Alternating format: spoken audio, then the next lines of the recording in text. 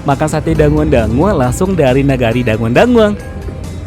Sengaja banget jauh-jauh datang dari kota Bukit Tinggi ke daerah Danguang-Danguang ini hanya untuk nyobain sate Danguang-Danguang loh. Nah, sate yang kita cobain adalah sate Danguang-Danguang Inbur. Sate Danguang-Danguang ini cukup ternama loh di kota Payakumbuh ataupun 50 kota. Sate Danguang-Danguang memiliki kesamaan dengan sate Padang, yakni memakai daging sapi sebagai bahan utama. Namun bumbu sate Padang tidak sama dengan sate Danguang-Danguang. Terdapat ciri khas dan keunikan dari dua macam sate tersebut.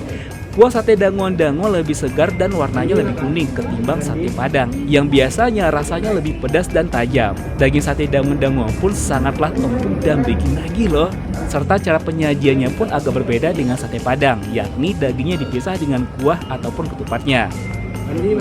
Nah, saking enaknya satu porsi daging Danguang-Danguang habis buat kita bertiga. Mantap! Jangan lupa subscribe, like, komen, dan share ya channel YouTube Kreatif Hamdi Official.